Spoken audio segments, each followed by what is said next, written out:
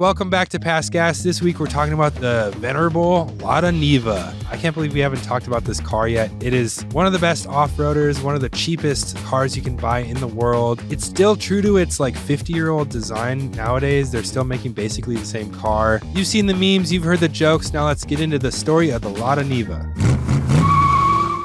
There's an island off the coast of Antarctica called King George Island. Temperatures here can drop to negative 65 Fahrenheit, and winds can whip up to 124 miles per hour. In these frigid, unforgiving conditions are a number of research bases owned by countries like Chile, Brazil, US, South Korea, and Russia. You'll find ATVs, all-terrain carriers, and tracked vehicles here to get from base to base. But at the Russian base, in addition to these vehicles designed to tackle a frozen desert, you'll also find a few Lada Nivas. Call it a meme, call it a metaphor, call it what you want, but there's a reason why they chose the Niva to drive in the most brutal conditions. Because it will. How did the most basic car ever become so legendary? Why has it become such a joke? And how did a car come to be in a communist country? This and more on today's episode of Past Gas, the Lada Niva.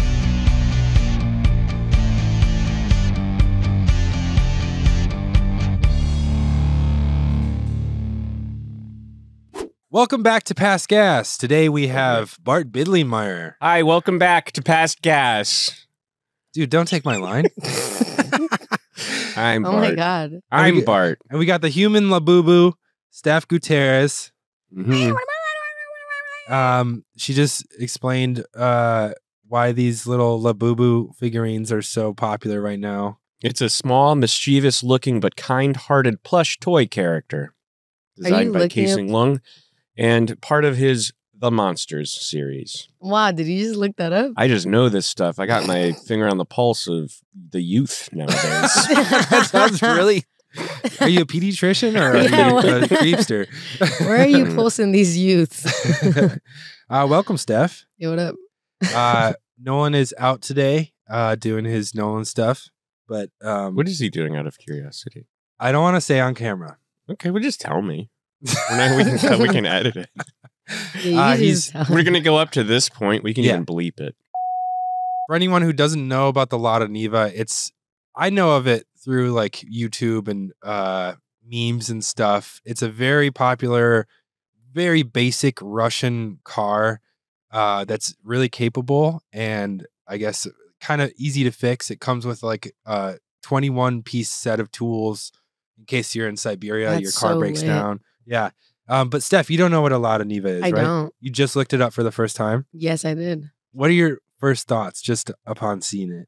This might be a really girl thing to say, but it looks kind of cute. It is cute. They are cute. It's like a first-gen like VW Golf kind of. Yeah, it kind of looks like a cross between like a Bronco and a VW Golf. Yeah, that's exactly kind of what it is. The Soviet government designed it to be a really cheap vehicle to, build and fix. It's like super bare bones, but it's also super capable. It's like really raised up. I think it's got like a more than 10-inch clearance on the bottom for such a tiny car. Really short wheelbase, and they tested it against other like Land Rovers and G-wagons. And it just kind of like hung with those cars, which is insane because those are like probably 10 times more expensive. This thing kind of looks sick. I like it. Are you trying to get one? Are you trying to sell me one? Why? Nah. Just a disclaimer up top. We are not glorifying the Russian state as it is right now. I don't agree. Or even as it was. This was a Soviet era car. So. This car is such a big deal. And has been in the USSR and Russia for so long that like we can't not talk about it. But in that discussion, we are not glorifying the invasion of Ukraine at all. I'm on Ukraine's side. I don't know about you guys. Word up. Cool. We're just talking about a car. We'll be right back after these messages. This podcast is sponsored by Chime. Chime is banking done right. Open a checking account with no monthly fees and no maintenance fees. Work on your financial goals through Chime today. Open an account in 2 minutes at chime.com/gas.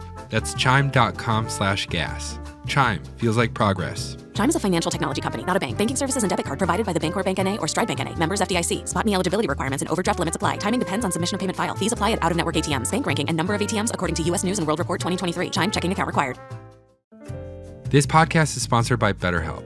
Men today face immense pressure to perform, to provide, keep it all together. So it's no wonder that 6 million men in the US suffer from depression every year, and often it goes undiagnosed. As the largest online therapy provider in the world, BetterHelp can provide access to mental health professionals with a diverse variety of expertise. Talk it out with BetterHelp. Our listeners get 10% off their first month at betterhelp.com/passgas. That's BetterHelp, HELP.com/passgas.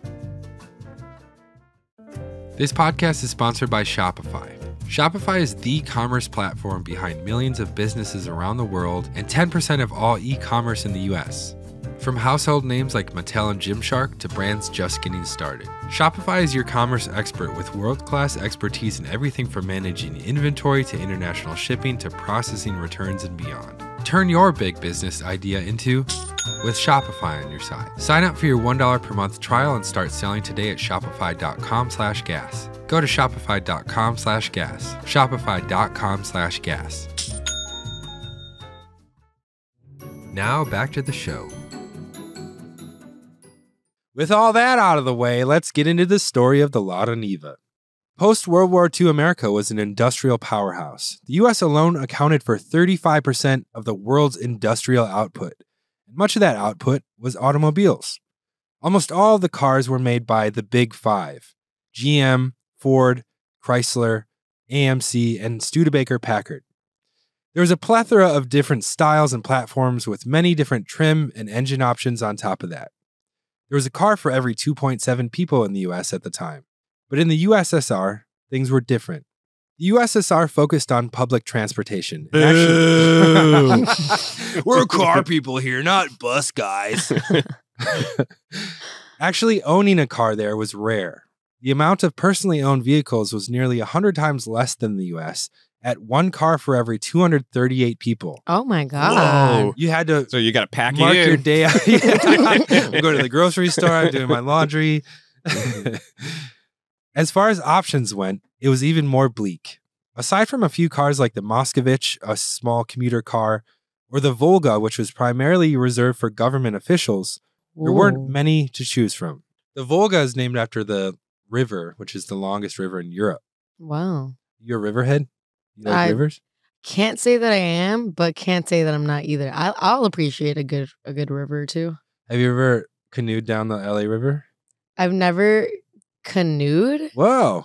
But like growing up, my family was really broke. So for like fun in the summer, we'd like find like a creek or a river somewhere in the mountains and like go swim around in it. That's fun. Have you ever done the Bridge to Nowhere hike in Azusa? No. I was thinking there are other bridges to nowhere. Yeah. I haven't done that one. So long story short, we did this hike to this bridge that is in the middle of nowhere because landslides kind of just cut it off. And it had just rained a couple nights before. And so like the whole creek, it was like a pretty shallow creek, but it was going really fast and it was milky from all like the silt. Mm-hmm. Okay. You're turning me on. And we disregarded all these signs that were like, if it's milky, don't go in it. It's very strong. Whatever. Not like milk. But we get to the top where there's all these wading pools and like kind of 4 to 5 foot falls over rocks and stuff. And we're just like hanging out, like wading in like 8-inch of water. And suddenly like I hear Emily go like, oh shit. And she got sucked over. Wow. And then everyone thought she was joking at first. This is the first Emily before you met the one you're dating. I cloned her. Yeah. And then she started screaming and we're like, oh, this is serious. Oh my God. And then I noticed that there was like a 10-foot drop on the next one. And it's all rocks in these pools too. Like she very well could have like smacked her head or whatever. She's screaming, just like couldn't grab anything, about to go over this 10-foot fall. Actually, she had gone over 2 at that point, and it was about to go over the last one. And what were you doing at that? I was trying to get out, but also not get sucked over. Yeah. And so I like got out. I was trying to like, I grabbed Justin's dog's leash and hopped down these rocks. Mm-hmm. And she, at that point, was about to get sucked over and like positioned her body so that she straddled this big rock. That was like the big rock right before the falls, and was just stuck there and like trying to keep her head above water. And it was like terrifying. And so I had to like brace myself, throw her the dog leash, and like reel her back. Yeah, I didn't know that there were that. It was 8 inches of water, and that's it just because sucked. It just rained, and it just goes so fast. Yeah, but it was really crazy. Sorry to diverge into that. No, that's cool. Glad Emily's okay. Yeah, because that's really scary. It's super scary. And then we found out like a month later that she was pregnant. So from the pools. Yeah. Oh my God. Wow. Yeah. Like everything else in the communist state, the automobile industry was choked by bureaucracy, as car production was controlled by different administrations that changed regularly. During World War II, it was the People's Commissariat for Medium Machine Building. Then responsibility was passed to the Ministry of the Automobile and Tractor Industry, and later on to the Ministry of Machine Building. By 1957, most of these administrations were dissolved. But in 1964, the USSR reinstated the Ministry of Automobile Industry to turn some of their industrial focus back to automaking. In the middle of the Cold War, competition and paranoia were at an all-time high between the US and the USSR. From armaments to technology to space exploration, the Soviets and the Americans were going blow by blow, trying to one-up each other. The Soviets saw the massive level of car production happening in the US compared to what they were making and realized how behind they were. Additionally, they saw the rising need for personal transit for commuting as well as tourism, and decided that something needed to be done. In 1966, the Soviet government collaborated with the Italian car manufacturer Fiat and established the state-owned Volga Automobile Factory, or VAZ, which would later become Lada. The location for the new factory was the city of Stavropol on the banks of the Volga River. To honor the... like how you said river with a Russian accent. Leave it. To honor the long-serving secretary of the Italian Communist Party, Palmiro Togliatti, who was credited for being the most instrumental person in the automobile venture between Russia and Fiat, the city was renamed Togliatti. It's pretty on the nose. The new city of Togliatti was dubbed Russia's Motor City, or Russia's Motown, in reference to Detroit, the capital of the American auto industry. So funny. Russia's Motown. Huh? I can't imagine any Russian being like, Russia Motown. Russia Motown. Wait, that was Italian. Sorry. It was you do another one? I was like... Yeah. For Fiat, the VAZ plant was seen as a source to put new automation systems through trials before introducing them in their own factories. A 1973 article in the Chicago Tribune described the VAZ plant as ultra-modern. The new high-tech factory helped the Soviet Union auto industry tackle its primary goal in producing popular economy cars to answer demands for personal transportation.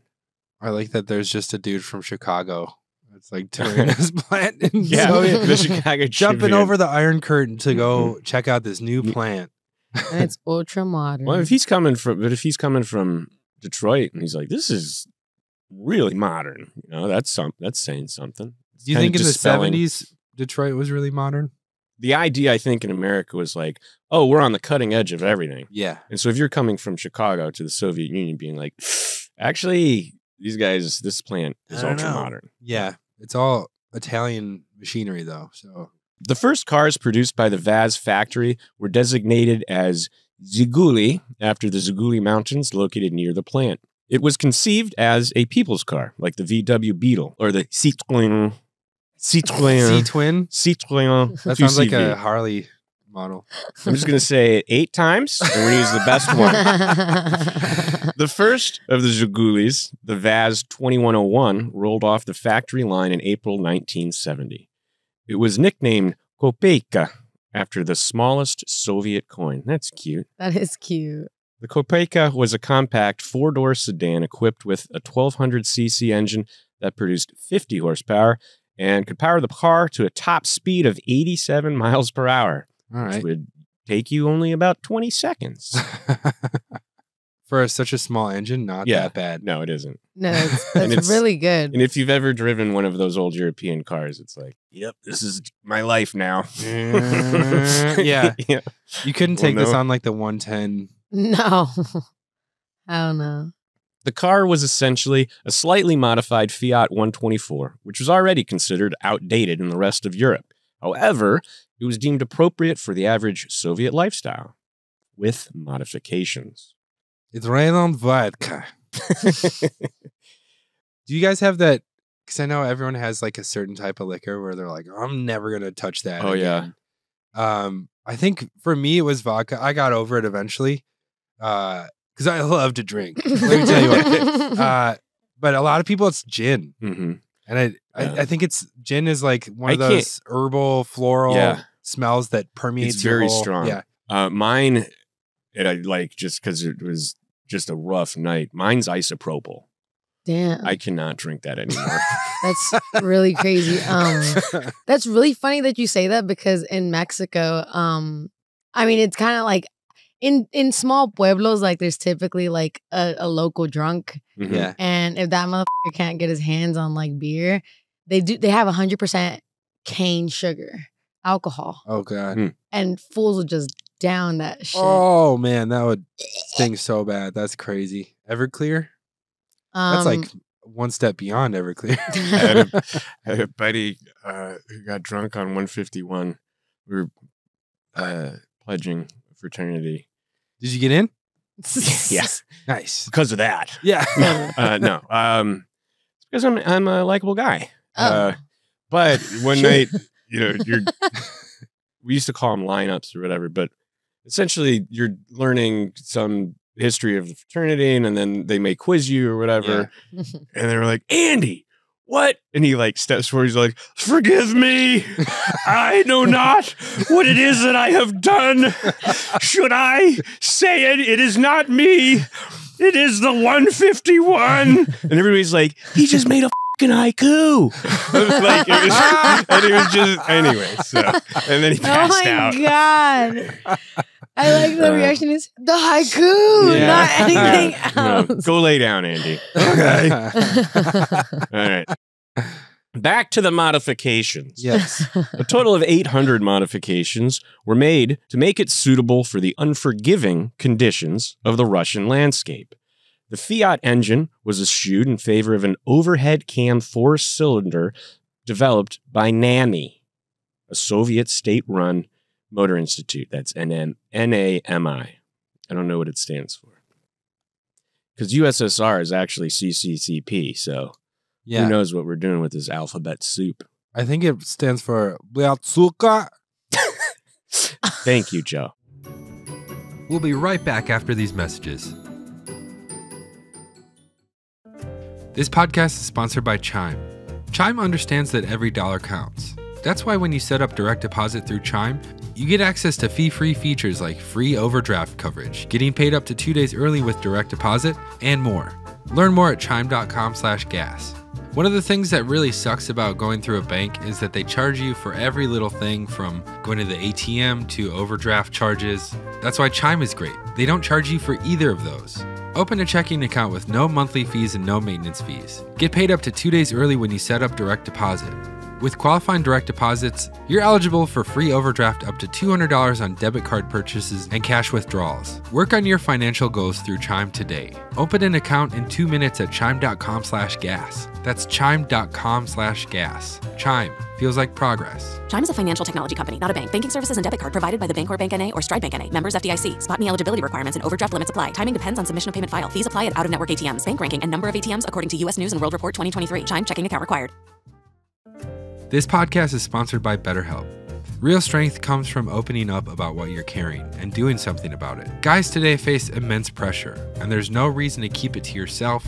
It's way better to talk to a therapist. If you're a man and you're feeling the weight of the world, talk to someone. A friend, a loved one, a therapist. I think everyone should try therapy at some point in their life. It's literally just talking to someone, getting stuff off your chest. It's super healthy. And if you've never done it before, BetterHelp is a good way to get into it. With over 35,000 therapists, BetterHelp is the world's largest online therapy platform, having served over 5 million people globally.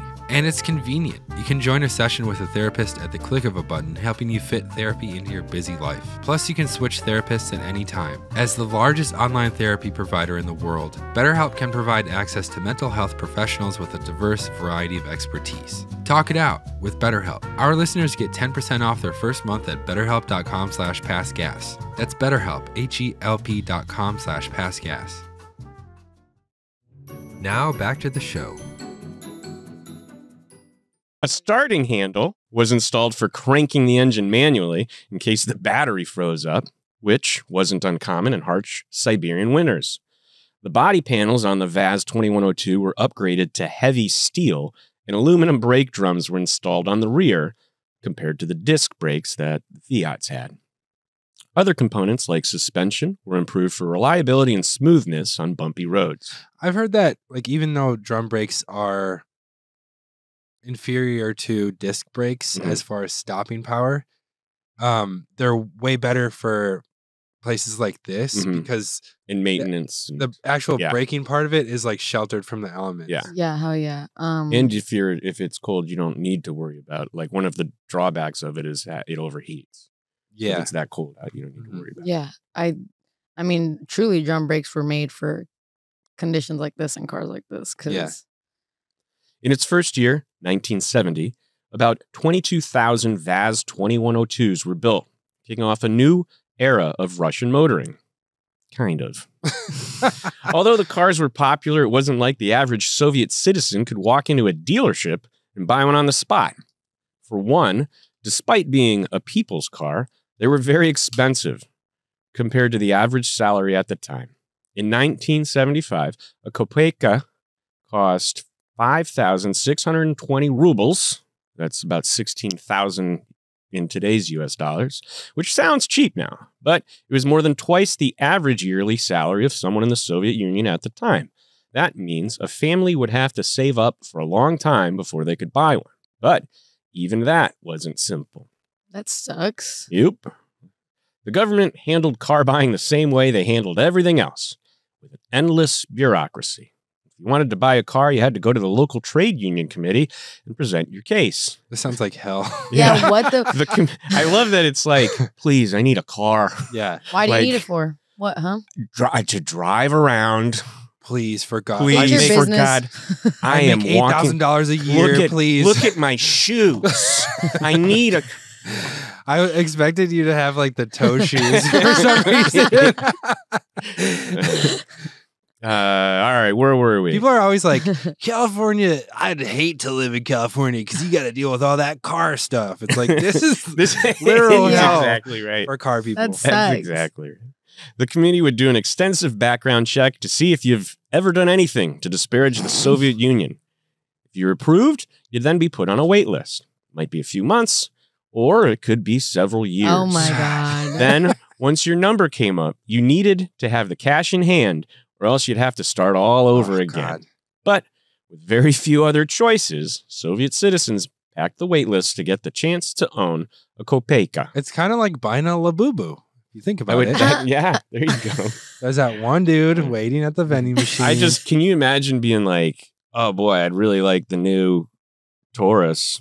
You know, and then would it's like suck. 3 years later and you're like, there's so many new cars. Yeah. I mean, there weren't that many new cars then, but just 3 years to get a car. Yeah. Give me a Dude, break. Taurus is a good animal. I don't Yeah, even for like. this. Have you ever gotten like a custom plate from the DMV? No. Well, when you Nolan do, got one, and then they were like, he got Thick Boy with, and it was And then- two you C's. have to explain what what it the means. plate Yeah. means. Yeah. I don't even like doing that, bro. You think I Oh, can right. handle it? That's the reason you're not getting a custom plate. It's just, it's my business. It is my business. If I Mm. want to make a stupid little joke, like Nolan wants to say "thick boy" Yeah. and not be questioned about it. You think he wants to have to explain himself? Yeah. I'm not telling you why I want La Boo Boo Queen on my plate. You should get that. You should apply Let's do it, right now. right now. I shut It's up. not OD. hard. No, it takes 2 Anyway, minutes. no, but so Nolan got Thick Boy. It was like, isn't this great? And we're like, you have to put that on your car. And he was Yeah. like, no, I don't. I'm gonna hang it up. It's like, no, Nolan, that's your license plate now. Yeah, dude. Yeah. He's like, is it? Yeah. And then he looked it up. He's like, I think I'm going to send it back. That is so funny. Yeah. We should. Did he ever get like a little fake custom made plate? Now that's a thick boy. If not, we could. That's easy enough to print out. I was gonna say, yeah, we should get him that. In Mexico, you'll go down and there's people have California plates that just say California, like the black and the yellow, that are just souvenir license plates. And for whatever reason, it's just Wild West down there. You drive whatever license plate you want. Yeah, well, I mean, Mexico's very corrupt. I mean, you're gonna get dinged if you go down. You're gonna be like, "Oh, I heard your podcast." It wasn't just the Soviets that were clamoring for a Kopeka.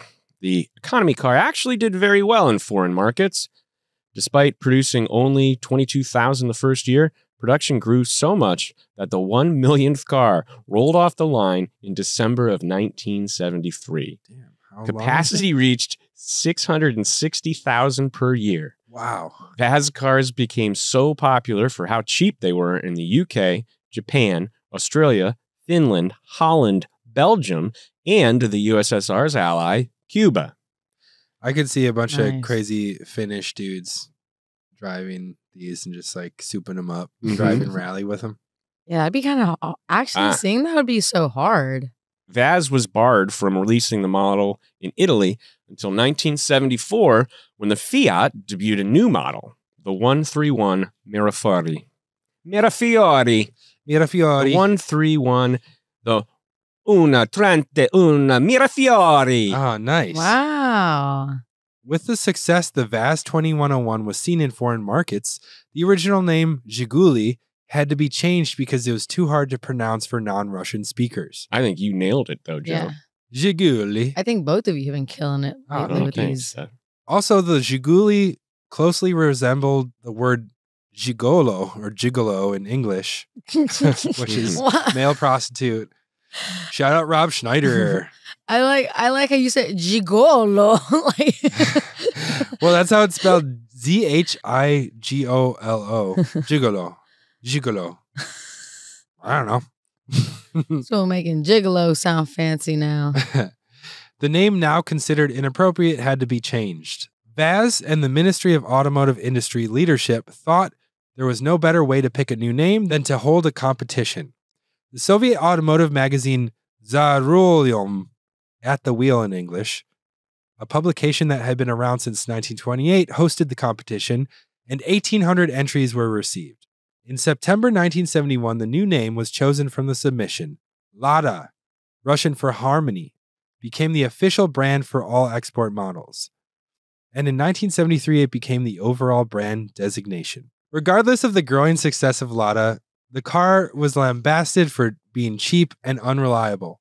This negative opinion inspired many jokes at the car's expense. And we shall read some of them right now. What's the difference between a Lada and a golf ball? You can drive a golf ball 200 yards. Oh my God. That's good. That's good. What do you call a Lada driver with a speeding ticket? A liar. What do you call a Lada on top of a hill? A miracle. What do you call several Ladas on top of the hill? A scrap heap. that's A man goes into a car shop and asks, "Can I have a hubcap for my Lada?" The shop clerk responds, "Okay, sounds like a fair trade." These are good. great. Those Damn. are really good dad jokes. Who was going really hard roasting the Lada like that? Dads all across Europe. Yeah. But despite that negativity that mostly came from the West, Lada's popularity kept growing. Due to the scarcity of auto repair shops in the Soviet Union, Ladas were originally designed to be easily maintained by their owners. Imagine being a car shop in the Soviet Union. What a horrible business model.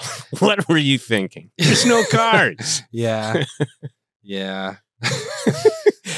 Of course there were no cars. Sometimes I drive, like, certain streets you drive Mhm. and you realize just how many auto shops Oh, there yeah. are. There's Just right A out here. lot. So many. like, The other thing that I think is sometimes is crazy here in LA too, like you'll not just have like maybe a mile stretch of car shops. yeah. Even along that mile stretch, there's different garages next to each other that like are all being rented by independent auto shops. It's like there's so much. Yeah. You don't realize until you see all that, like how Mhm. ingrained cars are.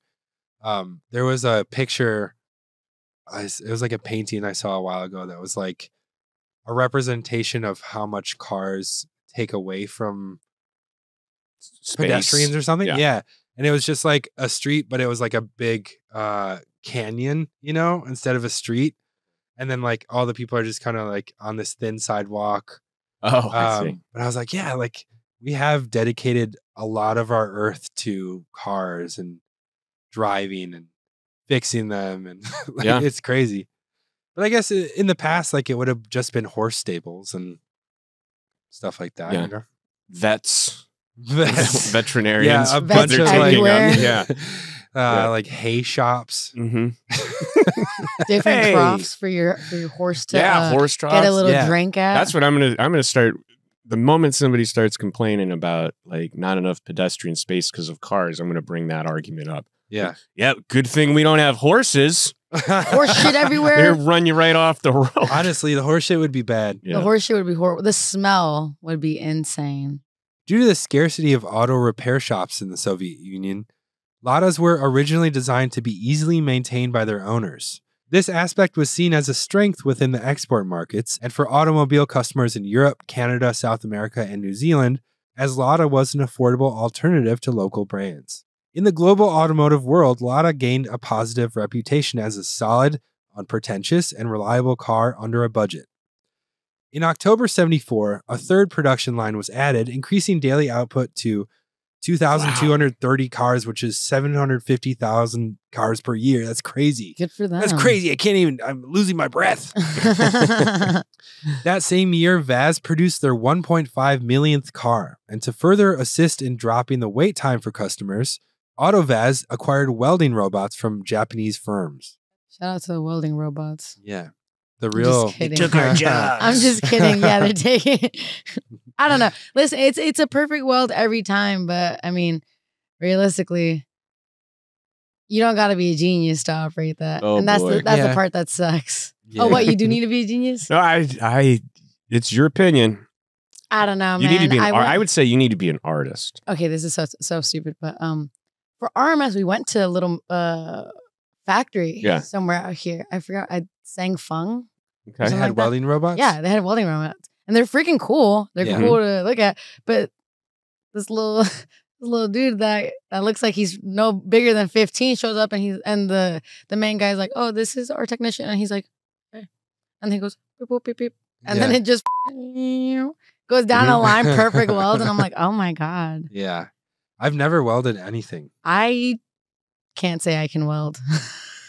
I think Nolan... He's learning He's learning, right? Nolan's welds are pretty solid. I mean, structurally, they hold weight and they're sturdy. Yeah. What's the key to a good weld? I don't know how to weld. Oh, the heat and the gas and the eyes and putting the mask down. I think a big issue. You gotta put the mask down, that's for sure. I think a big issue besides like just the practice of laying down the dimes, it's knowing what metal you're working with, knowing what amperage your machine is at, and like the heat, the output, and all that. The booming success of the Lada line of automobiles gave the Soviet Union even more confidence in being a competitor against the US. And now with the global demand for Lada, the company could develop for the very first time a car entirely of their own design. Shed those Fiat plans. In 1971, VAZ was tasked by the then premier of the Soviet Union, Alexei Kosygin, along with the Ministry of Automotive Industry, with building cars suitable for the unforgiving rural areas, basically most of the USSR. Specifically, they were looking for a civilized all-terrain vehicle for farmers and villagers that could be easily repaired on the fly. But VAZ wasn't the only company that was approached. Their competitors over at AZLK were given the same assignment. So AZLK made the Moscovich. Mm-hmm. This was all the motivation VAZ needed to create as many prototypes as it took to beat out AZLK. The result would turn out to be one of the most iconic Soviet cars of all time. We'll be right back after these messages. This podcast is sponsored by Shopify. When you're starting off with something new, it seems like your to-do list keeps growing every day with new tasks, and that can easily begin to overrun your life. You lose sight of your work-life balance, and then suddenly you haven't seen your kid in 4 years. Finding the right tool that not only helps you but simplifies everything can be such a game changer. For millions of businesses, that tool is Shopify. Shopify is the commerce platform behind millions of businesses around the world and 10% of all e-commerce in the US. From household names like Mattel and Gymshark to brands just getting started. Get started today with your own design studio. With hundreds of ready-to-use templates, Shopify helps you build a beautiful online store to match your brand style. And best yet, Shopify is your commerce expert with world-class expertise in everything from managing inventory to international shipping to processing returns and beyond. If you're ready to sell, you're ready for Shopify. Turn your big business idea into with Shopify on your side. Sign up for your $1 per month trial and start selling today at shopify.com/gas. Go to shopify.com/gas. Shopify.com/gas. Now back to the show. The first prototype, designated the E2121, came to fruition in 1971. Looking like the ugly child of a VW thing and a Land Cruiser 40 series, it was nicknamed Crocodile and was turned down for being too utilitarian. Oh yeah, pretty cool. Pretty cool. I mean, that's not so bad. That's not so bad. It is an apt description. It looks better than you would think. But I think the soft top is not working for its favor. I like the wheels actually look really sick. Yeah. Designers went back to the drawing board, and by 1974, another version was ready for the prototype stage. The 2E2121, penned by Valery Pavlovich, is very similar to the production Niva's design. But there was a problem. The Lada 1600 VAZ 2106, nicknamed Shestoyorka, the sixth in English, You nailed that. became VAZ's primary focus. So the all but ready prototype was sidelined and a new one put into development. So here's where we are. They made 3 prototypes. Yeah. And then we're like, no, we're going to do it again. Well, they were like, this one's really good. Let's work with this one. And then it was too close to a car that had already started production. So they were like, no, scrap that, start over. That's crazy. Yeah. So engineers used this downtime to test the new prototype, which featured the first unibody construction of an off-road vehicle. The Mule was tested alongside Land Rovers and Range Rovers in very harsh conditions for years on end. About as long as it would take you to wait to get one. Yeah. Honestly, like 3 or 4 years. Yeah. They took also, G-Wagons too were put up against. Okay. They took it to the unforgiving Ural Mountains, where the 2121 climbed slopes with up to a 58% grade. That's crazy. Dang. It was taken to the deserts of the Kazakh SSR. The prototype endured extreme wet and muddy conditions, bounded over 3.2 feet of snow, and even forded 24 inches of water in endless torture tests. I mean, I could drive through 3.2 feet of snow. I mean, that's not very far to drive. All right. Sorry. Powered by a 1.6 liter 4-cylinder engine that made 75 horsepower, routed through a 4-speed manual gearbox. Weirdly, this transmission was developed in conjunction with Porsche. In 1975, the USSR's automotive industry minister, Viktor Polyakov, approached Porsche, who was financially struggling at the time, with a proposal. Porsche agreed and sent engineers to Togliatti to consult on a model that was in development, the 2103. That sedan never made it to production, but Porsche engineers did have a hand in what became the Niva, including bolstering the transmission and modifying the engine to be able to run on almost any liquid. Oh, vodka. Urine. I bet it was vodka. You're in trouble. Piss jugs. Finally, I got a use for all my piss jugs. The car wasn't fast by any means, but it didn't need to be. It needed to be cheap, tough, and easy to work on. And it succeeded in all of those areas. Several features made it super capable in harsh conditions, including its short wheelbase, full-time 4-wheel drive system with low gears and a center-locking diff, low weight, about 2,500 pounds, and small dimensions. Plus, the larger wheels that came standard created more clearance, over 10 inches. So it was less likely to get stuck. Also, if you're coming at it from like an off-roading perspective, the approach angle, it's basically like snub nose with the wheels right at the front. So like you're not going to hit. Unlimited approach angle. Yes. The proportions made for unique profile, one described by the designers as a Renault 5 on a Land Rover chassis. May have looked goofy, but it did the job, and that was the designer's main goal. Finally, a prototype from VAZ was deemed worthy of approval by the Ministry of Automotive Industry. This version was considered to be a much better design and offer better performance than its AZLK competition, the Moscovich 416. Therefore, it was approved for production in the March of 1976. Finally. Yeah, hell yeah, dude. How many models did we go through just to get to this one? At least 3 or 4. 8. Oh, yeah. It felt like 8. The name for the new vehicle, Niva, which means crop field in Russian. Nice.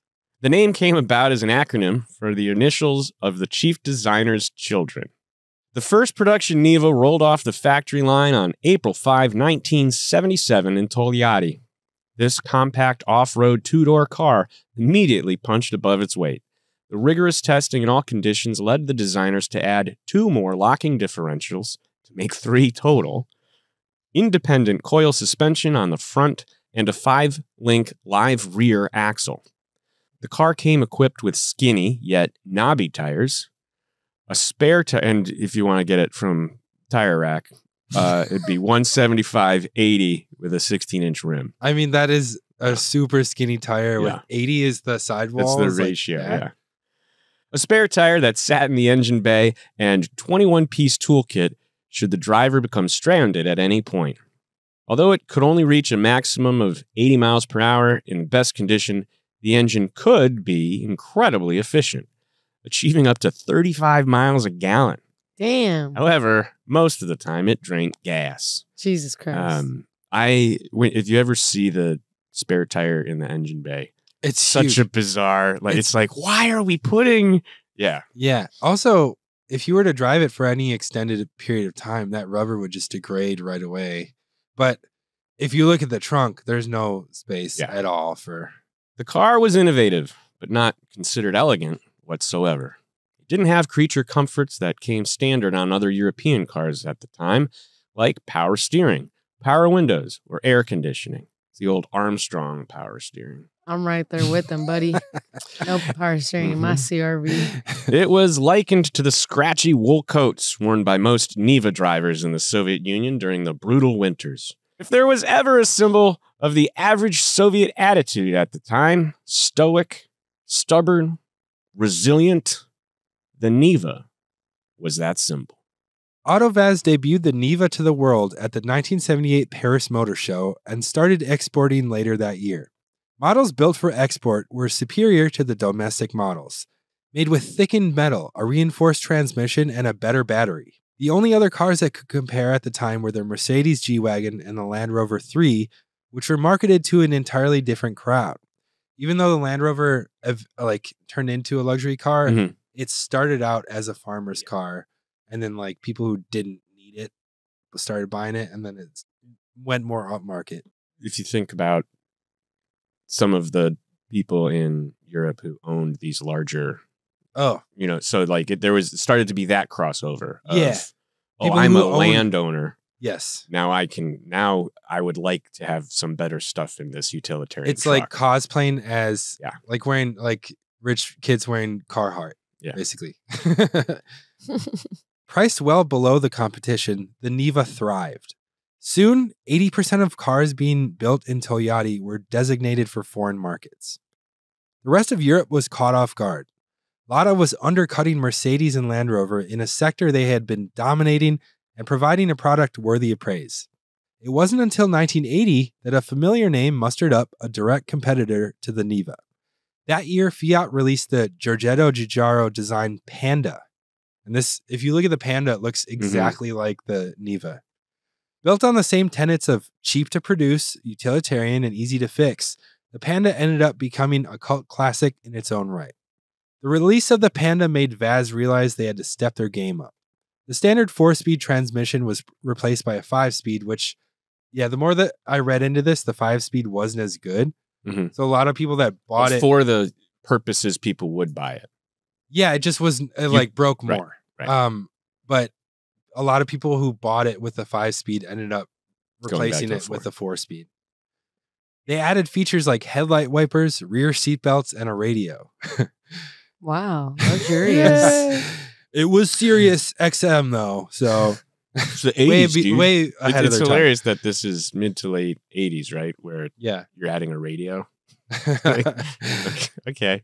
Compared to the Panda, the Niva's fuel consumption was dismal, so oftentimes customers would swap out other manufacturers' diesel engines into their Nivas. Eventually, Lada caught on and started offering a diesel option. The rugged little car even found its way into some of the most iconic rally races and actually did pretty good. A French team modified a Niva in 1981 and competed in the Paris-Dakar rally, finishing 3rd. But I looked it up. There's only like 4. 3 races. Yeah, 4 teams. That's how they pick their races. Yeah. It's like that snowboarder that made it into the Olympics just by going to every competition, and she just did airs on the half pipe. Just enough to qualify? That's kind of lit. She just did. Yeah. Shout out to the people that hacked the system. The next year, they came in 2nd, beating out both their Mercedes and Land Rover teams in a poetically triumphant moment. And those were the only competitors. Yeah, honestly. Racing legend Jackie Ickx even drove a Niva with a PRV V6 in 1987. Later on, Porsche would team up with Lada to develop a different model, the Samara, for off-road racing. The Lada Samara T3 featured a 3.6-liter Porsche Flat 6 and the all-wheel drive system from the 959, which is crazy to think one of the most expensive supercars in the 80s gave its all-wheel drive to the cheapest car. Jackie Ickx drove this car to a 7th place finish in the 1990 running of Dakar. The first-gen Niva had an incredible production run from 1977 to 1993, even outlasting the USSR as a republic. In that time, the car became legendary for its ubiquity and character, but also how bare bones it was and how it reflected the late-stage communist state. Now, with the Iron Curtain parted, it was time for Lada to bring the Niva into a new world. Just kidding. It basically just stayed the same. Jeez. In 1994, the original engine was replaced by a slightly bigger and more reliable 1.7-liter 4-cylinder, now making 82 horsepower. Whoa. The Weber carburetor was replaced by fuel injection made by GM. Upgrades included optional AC, anti-lock brakes, airbags, new seats, a modernized dash, and a body refresh. Wow. Lada and GM further solidified their relationship in 1998 with the release of the updated Chevrolet Niva, aka the Niva 2. Although mechanically very similar, it featured an updated body, less reminiscent of the Soviet bloc and more akin to 90s American tastes. The name Niva was dropped in foreign markets and rebranded as the Lada 4x4 in 2006, and later, domestically in 2014 in anticipation of a new model, the Chevrolet Niva. At a time when safety innovations in cars were hitting a new high, Lada was stuck in the past. A scathing report in 2017, conducted by Russian Automobile Safety Commission RCAP, awarded the Lada 4x4 0 stars out of a possible 4. It's like Star Search. And RCAP awards the Lada 0 stars for a total of 0 stars. In the crash test conducted by RCAP, the dummy was hit so hard by the glove box that if it were a real human, they'd have traumatic brain damage. I was hoping it'd say like it crushed this, like cut they'd the be head off. Dead. Yeah. Well, why is the glove box popping out? I know. And this is 2017. That's nice. This isn't. We were just talking about their cars in the 80s and 90s. Now, do better, boys. Yeah. When interviewed, the testers revealed they didn't have high hopes for the car, but were surprised at how bad it did. They said, quote, "It'd be naive to believe that a 30-year-old design complies with modern requirements for passive safety." In 2019, Lada was able to buy out GM's stake in the company, and the new Lada Niva was released in 2020. Despite its horrible safety rating, the Niva continued to sell well domestically. Oh, gotta love those Russians. As of 2024, the Lada Niva Legend is available at the starting cost of $13,000 So it actually for the went base down. trim. Yeah. What? It still looks extremely similar to the original, but if you want a more modern look, you can opt for the more expensive travel version, which starts at around $23,000. From the beginning, the Lada Niva has proved to be a formidable little guy. Just like little boo-boo over here. I'm a little guy. Yeah, And I'm and you're quite formidable. formidable. You're resilient. Thank you. Yeah. I like to think so. With tales of them starting up in temperatures as low as negative 50 degrees, as well as Wow. being submerged in bogs and back on the road within several hours. That's lit. That's nuts. That's really Yeah, good. but Yeah. if you know anything about bogs, they preserve Yeah, I've seen a couple 2 bog million bodies in bog my body, day. Yeah. Jeez. Russia's Bellinghausen Research Station on King George Island off the coast of Antarctica, one of the coldest places on Earth with no real roads, has a fleet of unmodified Lada Nivas that see regular use. Although up for debate, many consider it to be the first vehicle to drive to the North Pole in 1998.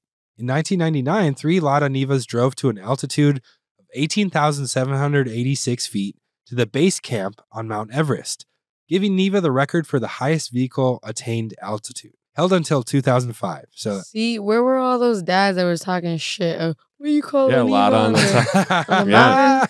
A record holder, baby. Oh, nice. That should have been a billboard in front of Mercedes.